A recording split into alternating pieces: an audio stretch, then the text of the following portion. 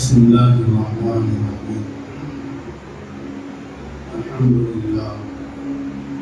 لله نحمده ونستعينه ونستغفره ونؤمن به ونتوكل عليه ونعوذ بالله من شرور أنفسنا ومن سيئات أعمالنا. من يهده الله فلا مضل له ومن يضلله فلا هادي له. ونشهد أن لا إله إلا الله وحده لا شريك له. ونشهد أن سيدنا ونبينا ومولانا محمدا عبده ورسوله. أما بعد، قال الله تعالى في القرآن المجيد: أعوذ بالله من الشيطان الرجيم. بسم الله الرحمن الرحيم. يا أيها الذين آمنوا استعينوا بالصبر والصلاة إن الله مع الصابرين. صدق الله العظيم. محترم معزز بزرگوں، عزیز دوستوں، اللہ رب العزت اپنے کلام پاک قرآن مجید کے ذریعے سے انسانوں کو زندگی گزارنے کا اور جس مرحلے پر انسان گزرتا ہے اور جن مسائل سے، جن تکالیف سے اور دنیا کے حالات سے جس وقت آدمی گزرتا ہے تو اس وقت اس کو کیا کرنا چاہیے اور کس طریقے سے اپنے آپ کو اللہ کے سامنے پیش ہونا چاہیے. اللہ رب العزت اپنے کلام پاک قرآن مجید کے ذریعے سے بندوں کو وہ اعمال عطا فرماتے ہیں اور وہ ہدایتیں عطا فرماتے ہیں. وہ ہدایتیں، وہ اعمال انسان کے لیے ایک مضبوط طاقت کا ذریعہ بنتے ہیں، ہمت کا اور حوصلے حاصل کرنے کا ذریعہ بنتے ہیں. آدمی حالات کو دیکھ کر مزمن ہونے لگتا ہے، حالات کو دیکھ کر اس کی ہمت ہونے لگتا ہے، لیکن اللہ ایمان والوں کی شان بیان کرتے ہیں. ایمان والے حالات کو دیکھ کر وہ پست ہمت نہیں ہوا کرتے. حالات آتے ہیں، یہ دنیا ہے اور زندگی ہے، اور زندگی نام ہے اتار چڑھاؤ کا، زندگی نام ہے نشے و فراز کا. انسان ہر حالت میں خوش رہے اور اس کو کچھ تکلیف نہ پہنچے، اس کو کچھ دکھ نہ پہنچے، یہ دنیا میں نہیں ہو سکتا. یہ صرف جنت ہے. جنت میں انسان کو تکلیف نہیں ہوتی، جنت میں انسان کو مسائل کا، مصیبتوں کا سامنا کرنا نہیں پڑتا، وہ جنت ہے. لیکن دنیا میں پریشانیوں کا سامنا کرنا پڑتا، دنیا میں حالات کا مقابلہ کرنا پڑتا، اور حالات آتے ہیں اہل ایمان پر. سب پر آتے ہیں لیکن اہل ایمان پر خاص طور پر آتے ہیں اور زیادہ آتے ہیں.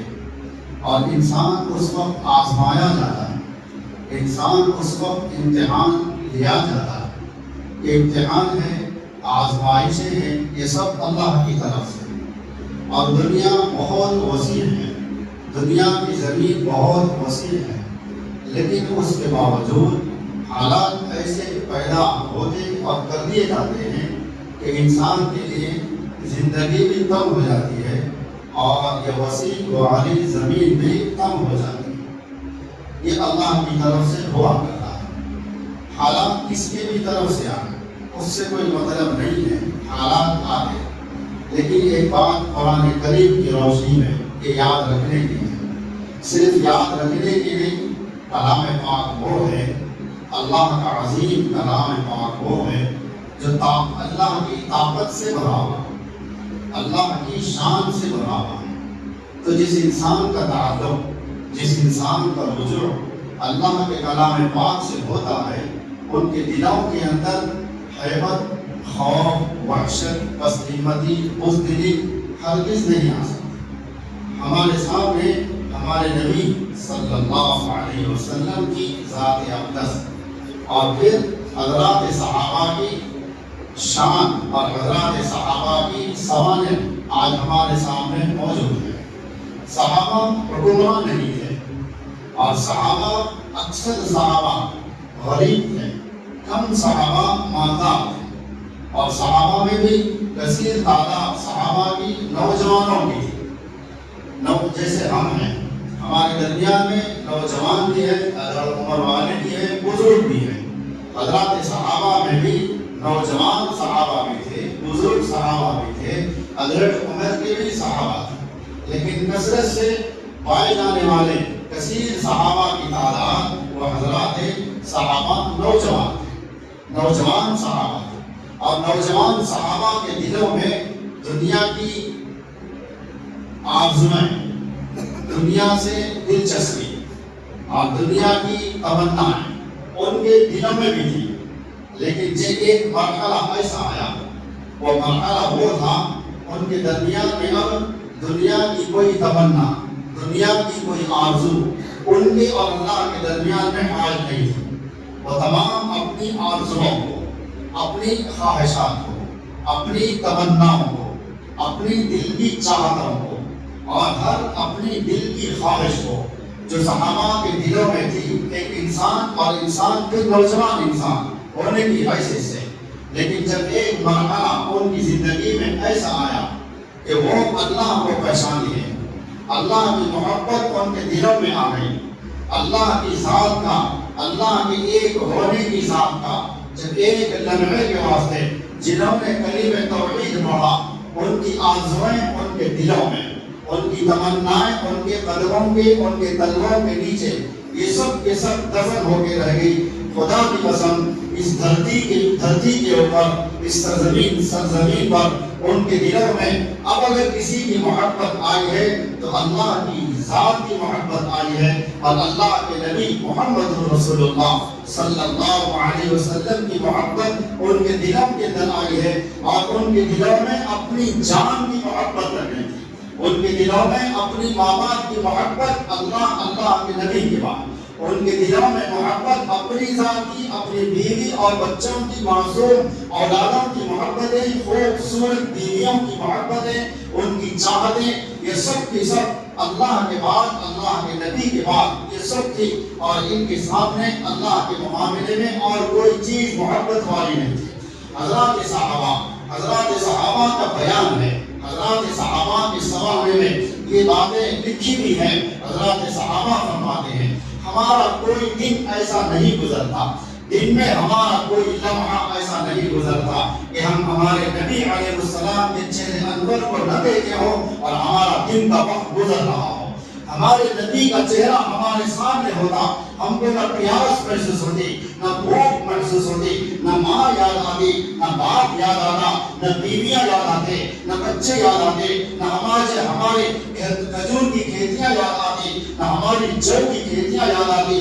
خدا کی قسم اللہ کی محبت کے ساتھ ساتھ ہماری نظروں میں ہمارے نبی علیہ السلام کا چہرہ انور رچا ہوا ہے، بسا ہوا ہے۔ اگر کبھی دیکھنے میں تاکید ہوتی ہمارے دل مچلنے لگتے، ہمارے دل ہم کو کھینچ کر لاتے ہمارے نبی کی طرف۔ ایک نگاہ نبی کو دیکھیں، نبی کے چہرے انور کو دیکھیں، اپنے نبی کے چہرے انور کو دیکھ کر اپنی دنیا کی ہر طرح کی پیاس کو مٹانے والے حضرات صحابہ، ان سے یہ قرآن کریم نازل ہوا۔ صحابہ کے زمانے میں قرآن کریم نازل ہوا ہمارے نبی علیہ السلام کے سینے مبارک پر۔ اس وقت مخاطب کون تھے؟ براہ راست مخاطب ہمارے نبی کے واسطے سے حضرات صحابہ تھے۔ حالانکہ قرآن کا مخاطب ہر انسان ہے جو قیامت تک پیدا ہوگا، قیامت تک جتنے لوگ پیدا ہوں گے سب قرآن کریم کے مخاطب ہیں۔ یہ قرآن کریم سب کے واسطے ہے، لیکن بطور خاص براہ راست قرآن کریم صحابہ کی نظروں کے سامنے، صحابہ کی موجودگی میں،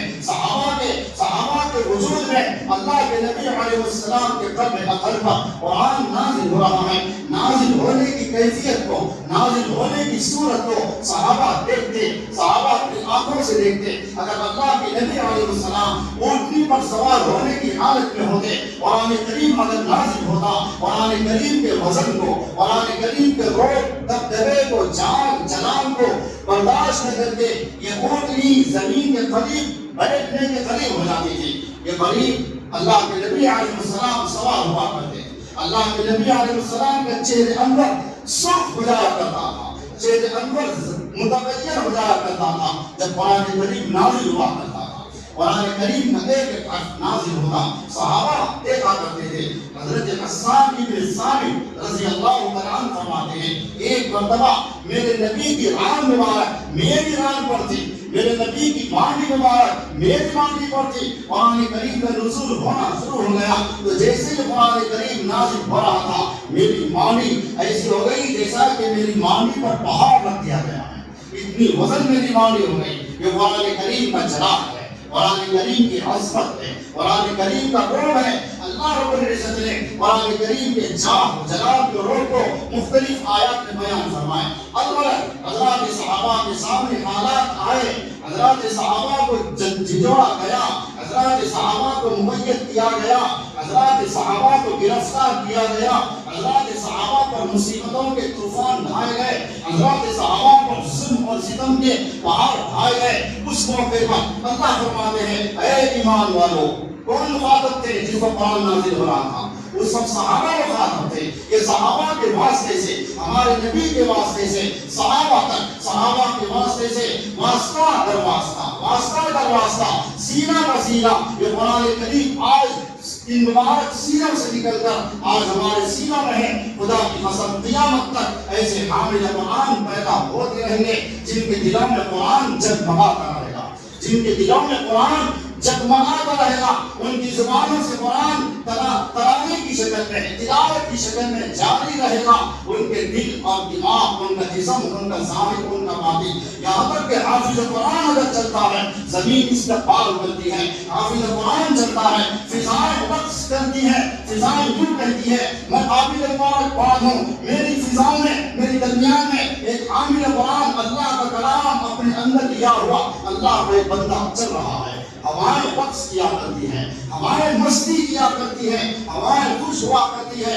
آسمان کا جو حصہ جس حافظ قرآن کے سر پر سایہ کیا ہوا ہوتا ہے وہ فخر سے کیوں کہتا ہے, دوسرے آسمان سے کہتا ہے, دوسرے آسمان کے ٹکڑوں سے کہتا ہے میں مبارکباد ہوں, میرے نیچے میرے سائے میں اللہ کا ایک حامل قرآن بندہ چل رہا ہے جس کو میں سایہ کیا ہوا ہوں, جس کو میں سایہ کیا ہوا ہوں. اللہ کے نبی صلی اللہ علیہ وسلم فرماتے ہیں, حضرت ابن عمر رضی اللہ تعالیٰ اس حدیث کے راوی ہیں اور یہ بخاری شریف کی حدیث جس کا ترجمہ آپ کے سامنے پیش کر رہا ہوں. ابن عمر رضی اللہ تعالیٰ فرماتے ہیں رسول اللہ صلی اللہ علیہ وسلم نے فرمایا حامل قرآن جس وقت مرتا ہے, حامل قرآن جس وقت انتقال کر جاتا ہے, حامل قرآن کو جس وقت قبر میں رکھا جاتا ہے, اللہ براہ راست قبر کی مٹی سے مخاطب ہوتے ہیں. اللہ براہ راست قبر کی مٹی سے مخاطب ہو کر کہتے ہیں اے قبر کی مٹی, یہ حامل قرآن ہے, اس کو تو اپنی غذا نہیں بنانا, اس کو تو اپنی غذا نہیں بنانا, اس کو کھا کر خاک میں نہیں ملانا. اللہ مخاطب ہو کر قبر سے, قبر کی مٹی سے کہتے ہیں. اللہ کی اس بات کو سن کر قبر اللہ سے کہتی ہے اے اللہ میں کیسے اس کو اپنا لقمہ بناؤں, جبکہ اس کے دل میں, اس کے ظاہر اور باطن میں, اس کی زبان میں, اس کی آنکھوں میں, اس کے ہونٹوں میں, اس کے دماغ میں, اس کے دل میں آپ کا قرآن بچا ہوا ہے, بسا ہوا ہے. لہٰذا میں اپنی مزاج کو کیسے بنا سکتی ہوں؟ اے اللہ, اے باری تعالیٰ, میں ہرگز اس کو میں اپنی غذا نہیں بنا سکتی. یہ شان ہے حافظ قرآن, یہ عظمت ہے حافظ قرآن کی, دنیا میں بھی اور آخرت میں بھی. ایسے واقعات ہم نے دیکھا ہے, ایسے واقعات ہم نے دیکھا ہے. عالم دین, عالم بننے والا عالم بننے کے درمیان میں مرتا ہے, حافظ قرآن اس کرنے کے دوران اگر مرتا ہے اللہ اس کے کفن کو تر و تازہ رکھتے ہیں, اللہ اس کے جسم کو تر و تازہ رکھتے ہیں. چشمدید گواہ میں ہوں, میرے گناہگار آگے ہیں. اللہ کے پاک گھر میں اس منبر سے آپ کو مخاطب کر رہا ہوں. میرے پڑھنے کے زمانے میں دارالعلوم حیدرآباد حضرت مولانا حمید الدین عاقل حسامی رحمۃ اللہ علیہ کا مدرسہ جو آج شیرام دلی میں ہے, جہاں سینکڑوں طلبا ہے, میں وہاں کا فیض یافتہ ہوں الحمدللہ. میری عالم کورس کا دوسرا سال تھا. بہار کا ایک طالب علم جس وقت میں پڑھ رہا تھا اس وقت یہ ہمارا جامعہ تاڑبھر میں زوبان کے قریب میرارم تالاب کے قریب میں تھا. میرارم تالاب زوبان کے قریب میں تھا. اس محلے کا نام تاڑبھر ہے. آج بھی ہمارے جامعہ کی پرانی عمارتیں وہاں موجود ہے. ایک بہار کے طالب علم کا انتقال ہوا, وہ بیمار ہوا اور مجھ کو ذمہ داری دی گئی دواخانہ لے جانے کی. عثمانیہ دواخانہ میں لے گیا. آدھے گھنٹے کے بعد بیچارے کا اس طالب علم کا میرا دوست تھا انتقال ہو گیا. بہار کا تھا عثمانیہ دواخانہ. اور میرا دوسرا تھا بالکل کم عمر, ہم کو اتنا تجربہ نہیں, اتنی ہوشیاری ہے. ڈاکٹر چاروں طرف سے ہرے پردوں سے گھیر دیے بس. اور ڈاکٹر نے کہا آپ کے بڑوں کو اطلاع کرو, ان کو بلاؤ. یہ فون لیجیے, اسے فونوں کی سہولت ہے. مشکل سے دارالحیدرآباد میں فون تھا, اس پہ فون کیے. میرے استاد حضرت مولانا فاروق صاحب رحمۃ اللہ علیہ انتقال ہو گیا. دارالحیدرآباد میں محترم صاحب محترم انصاری صاحب رحمۃ اللہ علیہ وہ بھی دنیا سے چلے. ان کو اطلاع ملی یہ دونوں بزرگ آئے, بچے کا انتقال ہو گیا. دادو لے گئے, ان کے ماں باپ کو اطلاع کرے, فون کی سہولت نہیں تھی. بہرحال راستے اللہ تعالیٰ ہموار کرتے ہیں موقع پر اطلاع ہو گئی. 10-15 دن کے بعد ان کے والدین تشریف لائے اور اس کے جیسے بھی یہ فوٹو وغیرہ کھینچ کر رکھے ان کے والدین کو بتانے کے واسطے. بہرحال تدفین ہو گئی. حضرت مولانا عاقل صاحب رحمۃ اللہ علیہ نماز جنازہ پڑھائے. سینکڑوں طلبا دوسرے مدرسوں کے طلبا جمع ہو گئے, دوسرے مدرسوں کے اساتذہ جمع ہو گئے, علماء جمع ہو گئے. ہزاروں کی تعداد ہے جنازہ پڑھنے والا. ایک طالب علم ابھی مکمل عالم نہیں ہوا, عالم ورث کے چوتھے سال میں تھا, انتقال ہو گیا. اور سینکڑوں علماء کی تعداد ہے, سینکڑوں طلباء کی تعداد ہے, سینکڑوں حفاظ کی تعداد ہے. حفاظ, علماء, اساتذہ, طلباء ان کے سامنے جنازہ رکھا ہوا ہے. ہماری جنازہ ہو گئی, تدفین ہو گئی, سب کچھ ہو گئی. تقریباً 1 سال کا عرصہ گزر گیا. بارش بڑی تیز ہوئی تھی. بارش کے تیز ہونے کی وجہ سے قبر کی مٹی دب گئی اندر. ہم لوگ سیر و تفریح کے لیے اس طرف جایا کرتے تھے. مٹی اندر دبی ہوئی ہے. بچوں کی نظر پڑی, اندر سے کفن نظر آ رہا ہے, بالکل صاف شفاف, ایسا کفن کہ ابھی اس کو دفن کیا گیا. جس کو دارالحیدرآباد کے تمام اساتذہ, دارالحیدرآباد کے تمام طلبا اور تمام بستی کے لوگ آ کر دیکھنے لگے. تقریباً گھنٹوں تک وہ سلسلہ جاری رہا. حضرت مولانا عاقل صاحب رحمۃ اللہ علیہ تشریف لائے, فرمائے مٹی ڈال دو, مٹی ڈال دی گئی. پتھر لگائے گئے تھے تدفین کے وقت میں, پتھر لگائے گئے, پتھر کا پتہ نہیں ہے. مٹی ہے, مٹی بھرے گی. بارش کی وجہ سے کفن میلا ہو جانا چاہیے تھا, صرف دھبے آئے, معمولی دھبے. خوشبو آ رہی ہے قبر کے اندر سے, خوشبو ایسی آ رہی جس وقت کفن میں خوشبو ادھر چھڑکا جاتا ہے, ادھر کفن کو لگایا جاتا ہے. اور میت کی داڑھی ہے تو داڑھی میں ادھر لگانا سنت ہے, سر کے بالوں میں ادھر لگانا سنت ہے, اور سجدے کے اعضاء میں ادھر خوشبو لگانا سنت ہے, جیسا ہم کافور ملتے ہیں سجدوں کی جگہ پر. بہرحال قبر سے خوشبو آنے لگی, کفن سے خوشبو آنے لگی. ساری فضا معطر ہو گئی خوشبو سے. اللہ کی مخاطبت قبر سے. اللہ کے نبی علیہ السلام فرماتے ہیں اللہ مخاطب ہوتے ہیں قبر کی مٹی سے. حامل قرآن, اے قبر تیری گود میں میرا حامل قرآن آیا ہے, تیری گود میں میرا حامل قرآن آیا ہے. عالم حامل قرآن ہے, حافظ حامل قرآن ہے, دونوں ہی حامل قرآن ہے. اللہ حامل قرآن کے جس قبر میں جانے سے اس قبر کی مٹی سے کہتے ہیں اے مٹی. یہ روایت بخاری شریف ہے, یہ صرف واقعات نہیں ہے, یہ صرف معمولی بات نہیں ہے. بخاری شریف کے حوالے سے, میرے نبی کے حوالے سے, اور اس روایت کو روایت کرنے والے حضرت ابن عمر بن خطاب کے بیٹے حضرت ابن عمر رضی اللہ تعالیٰ عنہ روایت کرتے ہیں. بخاری شریف کی حدیث ہے, اللہ کے نبی صلی اللہ علیہ وسلم فرماتے ہیں اے قبر کی مٹی, اے قبر تیرے پاس حامل قرآن آیا ہے, خبردار اس کو اپنی رضا نہیں بنانا, اس کو اپنی رضا نہیں بنانا. کون کس کا حکم ہے؟ اللہ کا حکم ہے. میرے عزیز دوستوں, میں تھوڑا سا موضوع بدل کر آج کے موضوع کو بدل کر, آج یہ موضوع درمیان میں آیا ہے, لہذا آپ حضرات سے اپیل کرتا ہوں اس سے پہلے جمعہ میں ہم لوگ مدرسے والے اپیل کر رہے ہیں، اور بطور خاص میں نے آپ سے بالمشافہ روبرو میں نے آپ سے اپیل کیا، ایک بچے کو دے دو، ایک اپنی بیٹی کو دے دو، حافظ بنانے، عالم دین بنانے، حافظ قرآن بنانے، عالم دین بنانے کے واسطے ایک بچے کو دے دو، ایک بچہ حافظ قرآن تمہارا بنے گا، تم اپنے بچے کو حافظ قرآن بناؤ، قیامت کے دن اللہ تمہارے سروں پر سورج اور چاند سے زیادہ، آفتاب اور مہتاب سے زیادہ چمکتا دمکتا تاج قیامت کے دن ماں باپ کے سروں پر پہنائیں گے، اور یہ بچے کو اللہ فرمائیں گے اے میرے معصوم حافظ قرآن بندے، جنت میں تو جا رہا ہے، جنت میں اپنے والدین کو لے کر جا رہا ہے، آج تجھ کو میں اختیار دیتا ہوں، آج تو سفارش کر دے ایسے گناہگاروں کے بارے میں جن کو جہنم میں جانا فرض اور واجب ہے، میں تیری سفارش پر ان کے جہنم کے راستے سے میں موڑ کر جنت کی طرف لے جاؤں گا، آج تو جتنوں کی سفارش کرنا چاہتا ہے سفارش کر لے، معصوم بچے کو اللہ اختیار دیں گے، ساتوں خاندانوں کی سفارش کر لے، 20 خاندانوں کی سفارش کر لے، تیری سفارش آج رد نہیں ہوگی، کیوں وہ حامل قرآن ہے، اللہ کا کلام اپنے سینے میں لیا ہوا ہے، لہذا آج اس طریقے سے دنیا میں قیامت کے آثار، قیامت کے احوال، قیامت کی کیفیات، قیامت کی قدر و منزل جو ایک حافظ کی عالم کی ہونے والی ہے، اس کو آج دنیا میں محسوس کر لو، جس طریقے سے آج ایک امام نماز پڑھاتا ہے، سینکڑوں خاندان نماز پڑھتے ہیں اس کے پیچھے، سینکڑوں خاندان رکوع کرتے ہیں نماز پڑھانے والے کے پیچھے، سینکڑوں خاندان، ہزاروں لوگ، لاکھوں کی تعداد کا مجمع اگر ہے، ایک حافظ قرآن، ایک غریب ماں کا بیٹا، ایک غریب ماں کا بیٹا حافظ قرآن، ایک غریب باپ کا بیٹا عالم دین، اللہ کے مصلی پہ کھڑے گا، اللہ کے گھر میں جس وقت نماز پڑھاتا ہے،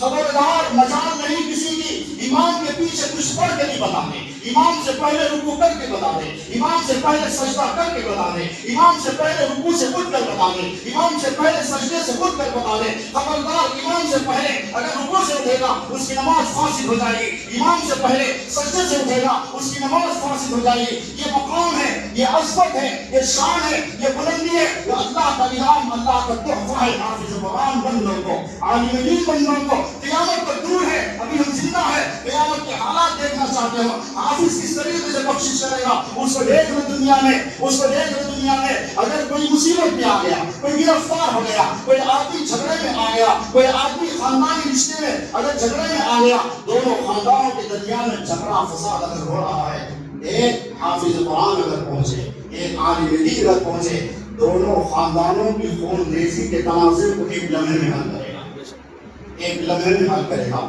قیامت کی مثال ابھی دور ہے، قیامت دور ہے، دنیا میں جھگڑے ہوتے ہیں، خون ریز جھگڑے، جان لیوا جھگڑے، ایک دوسرے کے چہرے کو دیکھنا تک گوارا نہیں کرتے، ایسے دونوں خاندانوں کے درمیان میں ایک عالم دین مصالحت کراتا ہے، ایک حافظ قرآن مصالحت کراتا ہے، لہذا ان کو جہنم سے بچایا ہے، ان کو پریشانیوں سے بچایا ہے، ان کو مصیبتوں سے بچایا ہے، ایک سیکنڈ میں، ایک لمحے میں صلح کرا کر آج دنیا میں یہ مثال ہے، قیامت کے دن دیکھیں گے اس جگمگاتے ہوئے سورج میں، اس جگمگاتے ہوئے چاند میں، عدل کی کرسی اللہ کی ہوگی، عدل کی کرسی پر اللہ ہوں گے، اللہ ہوں گے، اللہ کیسے ہوں گے ہم نہیں جان سکتے، اللہ کی ذات کو ہم تصور میں بھی نہیں لا سکتے، اللہ کیسے ہوں گے، اللہ کی عدل کی کرسی کیسے ہوں گی ہم تصور میں نہیں لا سکتے، ہم تصور میں نہیں لا سکتے، اتنی بات ہے۔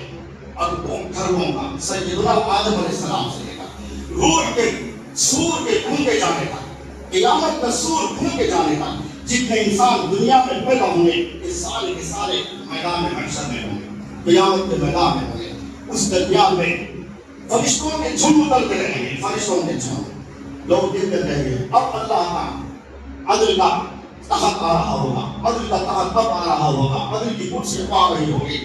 پہلے تو گھنٹوں تک قیامت کا ایک پہلا دن 50,000 سال کا ایک دن ہوگا، 50,000 سال کا ایک دن ہوگا، انسان لٹ پٹ ہوتے رہے گا، انسان قیامت کی ہولناکیوں کو برداشت نہ کر کے اللہ سے ہاتھ اٹھا کر کہے گا اے اللہ ہم کو جہنم میں جانا ہے، ہم کو جہنم میں دھکیل دو، لیکن جہنم سے زیادہ آج تکلیف میدان محشر میں ہو رہی ہے، بندے یوں کہیں گے، آسمان سے اترتے ہوئے فرشتوں کے ہجوم کو دیکھ کر انسان خوش ہونے لگیں گے، ممکن ہے اللہ اس ہجوم کے درمیان میں آ رہے ہیں، اللہ اس ہجوم کے درمیان میں یہ فرشتوں کے جرموں میں اللہ آ رہے ہیں، ابھی اللہ نہیں آ رہے ہیں، اللہ کو آنے کی بہت دیر ہے، انسان پریشانی کی حالت میں ہوگا، اس وقت میں ایک منبر ہوگا، ایک اسٹیج ہوگا، اور اسٹیج پر کون ہوں گے؟ اولئک الذین انعم اللہ علیہم من النبیین والصدیقین والشہداء والصالحین وحسن اولئک رفیقا. یہ لوگ ہوں گے منبر پر، انبیاء ہوں گے، صدیقین ہوں گے، شہداء ہوں گے، صالحین ہوں گے، اور اللہ کے نیک بندے ہوں گے. ان میں علماء حفاظ ہوں گے. علماء حفاظ میں ہمارے نبی میں صرف انبیاء کا ہی فاصلہ ہوگا اور کوئی فاصلہ نہیں ہوگا. ہمارے نبی کے ساتھ انبیاء بیٹھے ہوئے ہوں گے، انبیاء کے ساتھ اس امت کے علماء حفاظ بیٹھے ہوئے ہوں گے. یہ مرتبہ ہوگا قیامت کے دن. عزیز دوستو، ایک بچہ لے لو، ہم حافظ بنائیں گے. تم اپنے بچوں کو زمین پر لائے، تمہارے بچوں کو ہم زمین سے عرش تک پہنچائیں گے. تمہارے بچے کو عرش زمین سے، فرش سے عرش تک ہم پہنچائیں گے. تم اپنے بچوں کو زمین پر لا کر ڈال دیے، زمین پر لا کر رکھ دیے.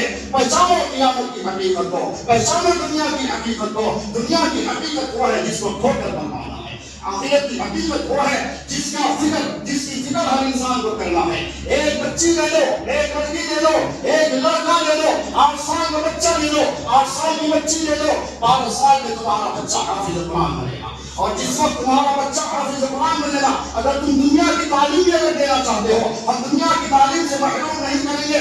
8 سال کے بچے کو دے دو، 4 سال کی عمر میں تمہارا بچہ حافظ قرآن بنے گا. ادھر SSC کا امتحان دینے کا وقت اس کا قریب آ جائے گا. ہم امتحان دلائیں گے اس کا، اوپن سے دلائیں گے اس کا، SSC کا امتحان دلائیں گے، فرسٹ ایئر کا امتحان دلائیں گے، سیکنڈ ایئر کا امتحان دلائیں گے، ڈگری کا امتحان ہم دلائیں گے. اس کے آگے اور پڑھنا چاہتا ہے اور بھی ہم پڑھائیں گے. ہماری ذمہ داری ہے، ہم مدرسے والوں کی ذمہ داری ہے. آج الحمدللہ ہمارے بچے، میں دوسروں کی مثال نہیں کہوں گا، اور بھی بہت سے علماء ہیں. میرے بیٹے بھی ہیں، حافظ ہیں، عالم ہیں، مفتی بنا ہے، عالم بن رہا ہے. وہ SSC پڑھا، فرسٹ ایئر پڑھا، سیکنڈ ایئر پڑھا، ڈگری پڑھ گیا. انشاءاللہ یہ بھی بنیں گے، انشاءاللہ یہ بھی کریں گے. دیکھو اس طریقے سے صرف دنیا کے پیچھے مت جاؤ. دنیا کی تعلیم گھر بیٹھے آنے والی ہے، قرآن کی حدیث کی تعلیم گھر بیٹھے آنے والی نہیں ہے. عزیز دوستو، میرا موضوع درمیان میں بدل گیا، عظمت قرآن، فضیلت قرآن پر گیا ہے. انشاءاللہ آئندہ اس موضوع کو بھی مکمل کروں گا. اللہ سے دعا ہے اللہ مجھ کو ساری امت کو قرآن کی عظمت سمجھنے کی، آخرت کی فکر کرنے کی توفیق ہم سب کو نصیب فرمائے. وآخر دعوانا الحمدللہ.